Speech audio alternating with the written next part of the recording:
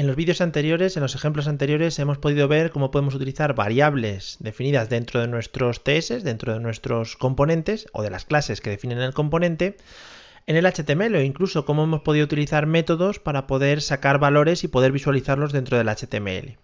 En este caso vamos a analizar lo que se llama el Property Binding o el enlace de propiedades, es decir, si nosotros podemos utilizar variables para incluirlas dentro de nuestros HTMLs, ¿por qué no vamos a poder modificar atributos de nuestros elementos HTML? Por ejemplo, si yo defino un párrafo, este párrafo puede tener muchos atributos. Párrafo para modificar atributos. Ese va a ser su contenido. Uno de los atributos, por ejemplo, el más sencillo que podríamos ir modificando es el ID. Si yo al ID de un párrafo le pongo identificador, por ejemplo, identificador párrafo, esto me serviría para utilizarlo, por ejemplo, con jQuery para poder acceder a él, con JavaScript nativo para poder acceder a él y el método document.getElementById y una serie de cosas interminables. Bueno, pues nosotros estos valores a través de Angular también los podemos hacer dinámicos, es decir, en vez de poner este valor estático, porque aquí lo único que estoy poniendo son una serie de letras estáticas, ¿vale? No cambian, en vez de poner este valor estático nosotros podemos incluir ahí dentro cualquier tipo de variable. Y vamos al caso que comentábamos en los vídeos anteriores. Todo esto está relacionado, es decir, el componente o la clase del componente por un lado y la plantilla por el otro. En la clase del componente yo puedo generar todas las propiedades que yo quiera y estas propiedades pueden ser utilizadas en cualquier punto de nuestro HTML, incluso en los atributos de los elementos HTML. Por lo tanto, si yo genero aquí una propiedad, por ejemplo, identifPárrafo, y la pongo que es de tipo string, el siguiente paso que daré después de identificar cuál es la propiedad, ¿vale? Después de definirla, es inicializarla. Como ya comenté en vídeos anteriores, el constructor creo que es muy importante que lo dejemos únicamente para inicializar las variables o las propiedades de nuestra clase. En este caso, dis.identifPárrafo igual a el identificador que queramos ponerle. Por ejemplo, párrafo principal. Repito el concepto que cualquier propiedad que yo defina dentro de la clase del componente puede ser utilizada en la plantilla del mismo componente.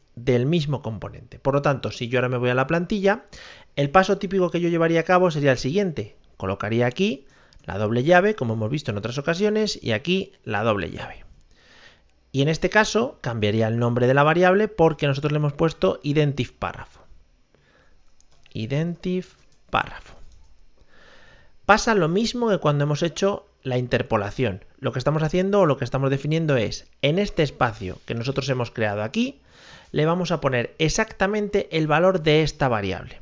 Podríamos ponerle más cosas por delante, más cosas por detrás, lo que quisiéramos para completar el valor del identificador. Yo qué sé, por si queremos hacerlo dinámico y que vaya pasando 1, 2, 3, cosas de ese estilo. Bueno, pues en este caso le estoy diciendo, este ID recibe como valor el mismo valor que tenga la propiedad o el valor de identifPárrafo. Vamos a probarlo. Lo visualizamos en el navegador. Lo salvamos y visualizamos en el navegador. Vamos a mirarlo a partir de las herramientas de desarrollador para poder verlo. Si os fijáis aquí en el párrafo, el ID coge el valor párrafo principal, que es exactamente el valor que le hemos puesto a la variable, ¿vale? El valor que tiene la variable. En muchos casos trabajaremos de esta manera. Le ponemos la doble llave con el binding y luego pues le ponemos la variable dentro. Por si acaso podemos poner aquí, por ejemplo, un sufijo o un prefijo delante. Si yo pongo esto, saldrá prefijo guión, luego el valor de la variable, guión sufijo. Lo visualizamos en el navegador. Prefijo guión, el valor de la variable es párrafo principal, guión sufijo. Así puedo construir diferentes atributos. Con excepción de, podría toquetear cualquier tipo de atributo, con excepción de class y style, que ya veremos cómo hacerlo especialmente para ellos. Bueno, esta sería una opción para poder modificar el ID o el atributo en concreto de alguno de los elementos HTML. Otra opción sería la siguiente. Pongamos otra P y vamos a modificar también el ID. Otro párrafo. Vamos a ponerle algo de texto y vamos a modificar también el ID. Voy a ponerle el mismo identificador. En este caso, identifPárrafo. Si lo que queremos es que el valor de la variable sea exactamente el valor que se le va a dar a este atributo, el valor que se le da al atributo id de esta p, que ya digo puede ser cualquier atributo, ahora hacemos un ejemplo con algún otro, lo que tenemos que tener en cuenta es que este atributo, y esto lo vamos a ver un montón, tiene que ir entre corchetes.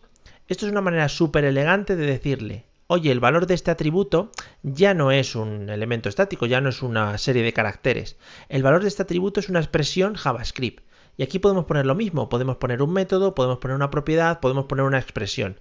Habitualmente lo que pondremos o lo que colocaremos serán propiedades o variables definidas dentro del TS.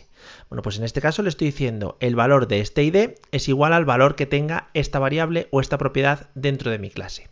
Si lo visualizamos en el navegador, tenemos que este párrafo de aquí, su id es párrafo principal.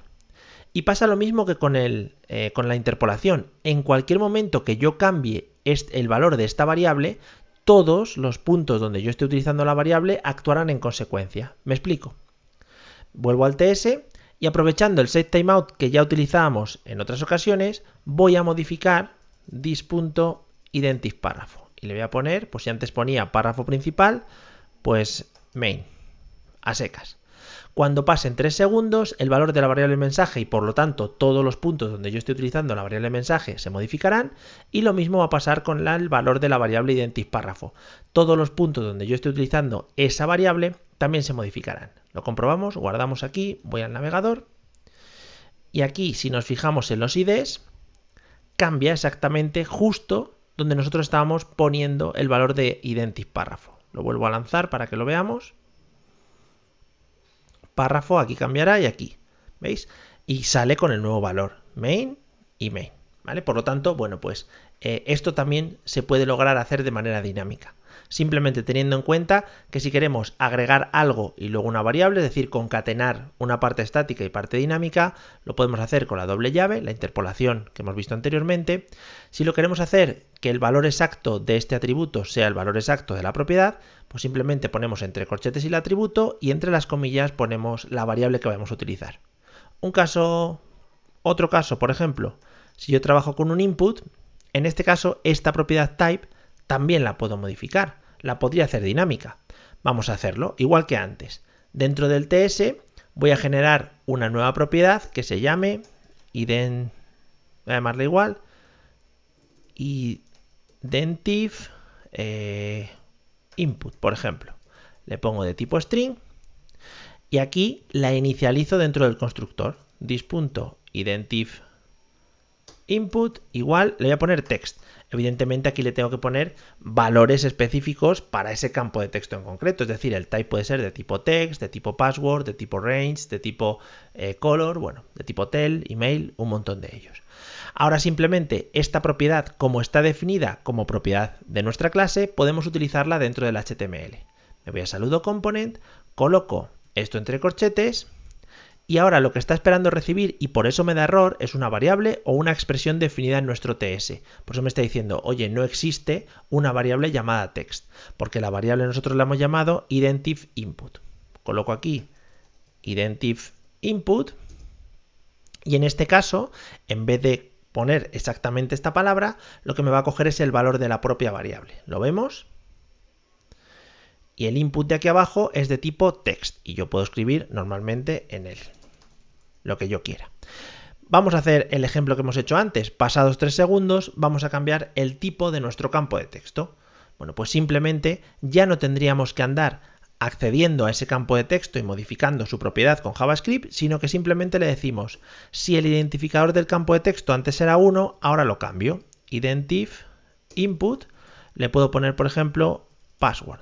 Y así vemos el cambio, ¿vale? Lo he cambiado pasados 3 segundos a este tipo de campo. Como en el HTML el espacio definido para el type lo está ocupando la variable, cuando esta variable cambie, este valor cambia en función del valor que le hemos puesto a esta variable de aquí. ¿Probamos? Ahora es tipo texto y en un momento, ¿veis? Cambia y es de tipo password. Y podríamos hacer este ejemplo con un montón de propiedades, todas las que queramos, excepto, repito, habitualmente class y style, que ya tienen su propia forma de organizarse y que veremos un poquito más adelante.